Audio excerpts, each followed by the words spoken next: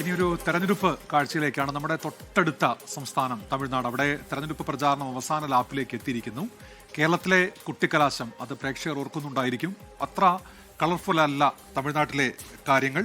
Thiruvananthapuram Kaliyikkavila check പോസ്റ്റിനപ്പുറം Kanyakumari ജില്ലയിലെ വിളവൻകോട് എന്ന് പറയുന്ന നിയോജക മണ്ഡലമാണ്. അവിടേക്കൊന്ന് പോയി വരാം.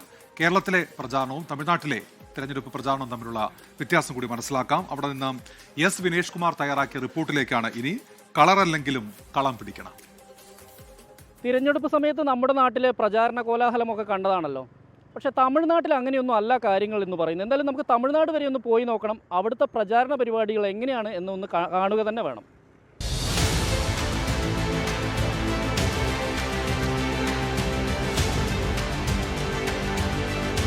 തിരുവനന്തപുരം ജില്ലയിലെ കളയിക്കാവിള ചെക്ക് പോസ്റ്റ് കഴിഞ്ഞാൽ പിന്നെ തമിഴകമാണ്. 23-ന് നിയമസഭാ തിരഞ്ഞെടുപ്പ് നടക്കുന്ന സംസ്ഥാനമാണോ എന്ന് ആർക്കും സംശയം തോന്നും അവിടെ എത്തിയാൽ. അങ്ങോളം ഇങ്ങോളം നേതാക്കളുടെ ബഹുവർണ്ണ പോസ്റ്ററുകൾ കാണാനില്ല. കൂറ്റൻ ഹോർഡിങ്സുകളില്ല. മഷിയിട്ട് നോക്കിയാൽ പോലും ചുമരെഴുത്തു കാണാനില്ല. സ്ഥാനാർത്ഥിയുടെ ചിത്രവും ചിഹ്നവുമൊക്കെ പതിച്ച ഫ്ലക്സുകൾ എവിടെയും ഇടം പിടിച്ചിട്ടില്ല. മുഖ്യമന്ത്രിയുടെ ചിരിക്കുന്ന ഹോർഡിങ്സുകൾ പോലും ഇല്ലേയില്ല. മൈക്ക് അനൗൺസ്മെന്റുമായി പ്രചാരണ വാഹനങ്ങൾ ഇടയ്ക്കിടയ്ക്ക് കടന്നു പോകുന്നത് മാത്രം.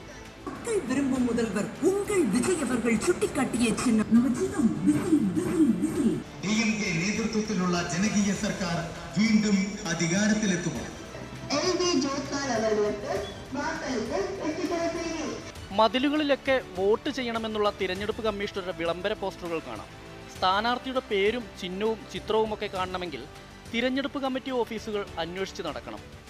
இது தமிழ்நாட்டை பொறுத்த வரைக்கும் என்ன பண்ணுறாங்கன்னு சொன்னால், தேர்தல் ஆணையத்தினுடைய வேண்டுகோள் என்பது ஃப்ளெக்ஸ் வைக்கக்கூடாது, வெளியே சுவரில் எழுதக்கூடாதுன்னு சொல்லுவாங்க.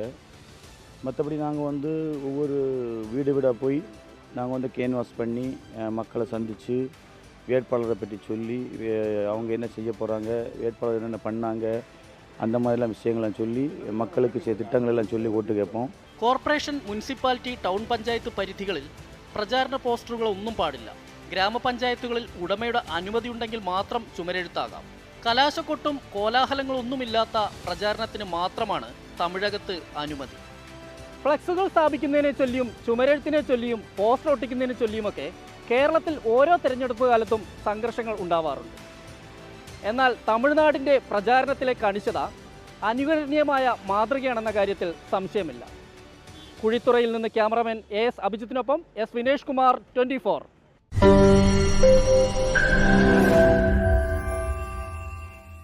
ലോകത്തെവിടെയായാലും ഏത് സമയത്തും 24 വാർത്തകളും ഓഗ്മെന്റഡ് റിയാലിറ്റി പാക്കേജുകളും എക്സ്പ്ലെയിനറുകളും വിശദമായി കാണാൻ ഞങ്ങളുടെ യൂട്യൂബ് ചാനൽ നിങ്ങൾക്ക് സബ്സ്ക്രൈബ് ചെയ്യാം.